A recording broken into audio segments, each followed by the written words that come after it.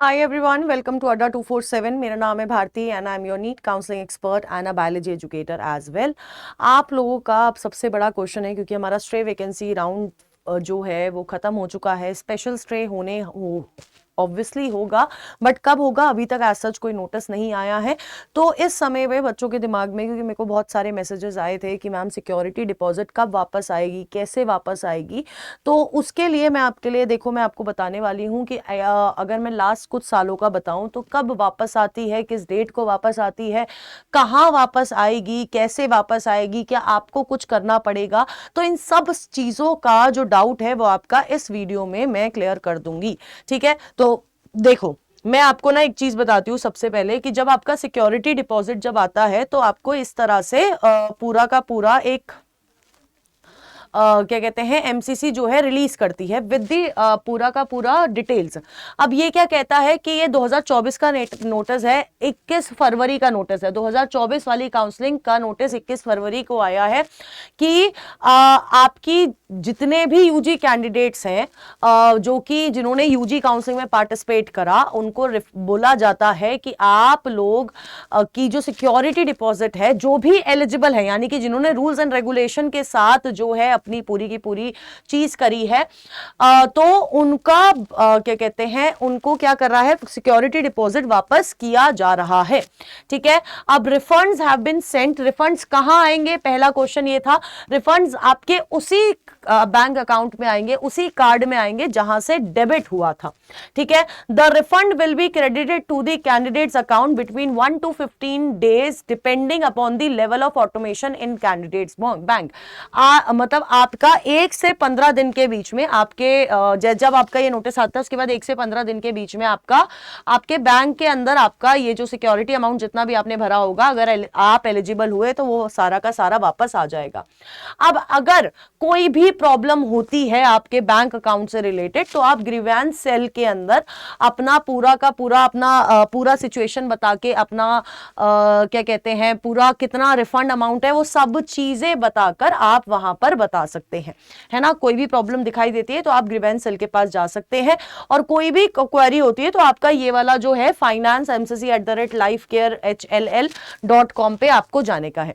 ठीक है, और इस तरह से ना पूरा लिस्ट आती है कि आप लोगों का जो रिफंड है कितने का है। फॉर एग्जांपल रोल नंबर आएगा, रिफंड आएगा, रिफंड का ARN भी आएगा, और कितनी तारीख को रिफंड है, जैसे कि 30/1 को रिफंड डेट करी गई है, 30/1, और मतलब इस तरह से पूरी की पूरी जो डेट्स है, पूरी की पूरी जो डेट्स है वो आपको इस तरह से पूरा नोटिस आता है। ठीक है, पूरी की पूरी नोटिस आती है। अब ऐसा होगा कि आपका नाम इस नोटिस में नहीं होगा, है ना, ऐसा भी हो सकता है। तो मैं आपको 2023 की काउंसलिंग का एक नोटिस दिखाती हूं कि बहुत जब ऐसा होता है स्टूडेंट के साथ तो आपका जो क्या कहते हैं एमसीसी इस तरह से एक नोटिस निकालता है। उस नोटिस में बहुत clearly it is mentioned that we have received information from our financial custodian that the refund of security deposit of the following candidates from MCC 2023 counselling could not be processed due to following reason.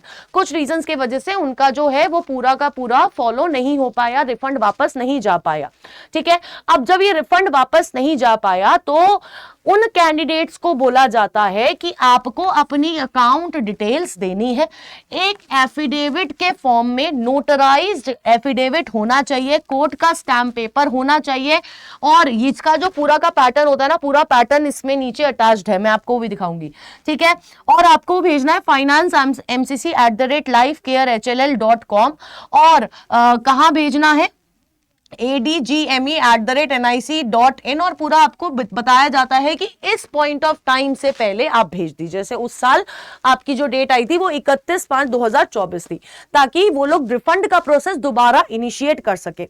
अब देखो मैंने आपको बताया पूरा notarise form भी आता है, तो ये आपका पूरा फॉर्मेट रहेगा कि आपका नाम, सन डॉटर ऑफ, आपका roll number, application number NEET का, कौन सी ईयर की counselling, NEET UG PG SS किसकी काउंसलिंग, इन सब के बाद, और आपका अमाउंट, कितना अमाउंट आपने पे किया था सिक्योरिटी डिपॉजिट का।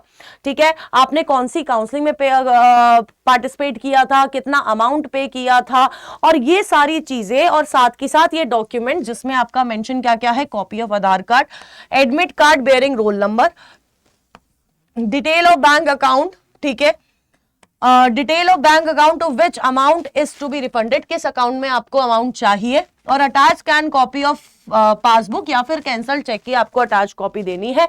और आपको ये नोटराइज्ड फॉर्म में क्या होता है, आपको ये मतलब आपको भेजना होता है।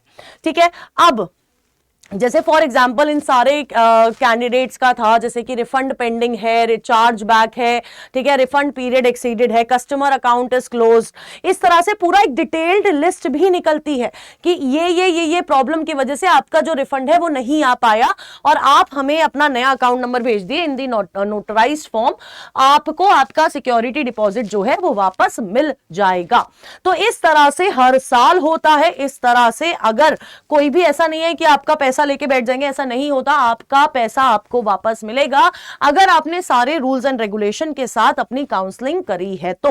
ठीक है, तो I hope I have made my self clear कि आपका ये देखो यूजी और पीजी का रिफंड ना एक साथ आएगा। ठीक है, तो अभी पीजी की काउंसलिंग चल रही है, ठीक है, आपकी ऑलमोस्ट एंड पर है, तो जब उनकी खत्म हो जाएगी तब एक साथ वो रिफंड इनिशिएट करते हैं और एक साथ ही आपका ये वाला नोटिस भी आता है। ठीक है, तो अगर फिर भी कोई दिक्कत है तो आपको मैं बता चुकी हूँ, लाइफ केयर एमसीसी वाले पे आप कर सकते हैं, मेल कर सकते हैं, बाकी आपका इसी दौरान आता है, इस तरह से आएगा। प्रॉब्लम आएगी तो ये आपका पूरा का पूरा फॉर्मेट रहने वाला है। सो ये आपको काफी ज्यादा हेल्प करेगा आगे, और जैसे ही नोटिस आएगा इस चैनल के साथ जुड़े रहिए, मैं आपको बता दूंगी कि नोटिस आ गया है।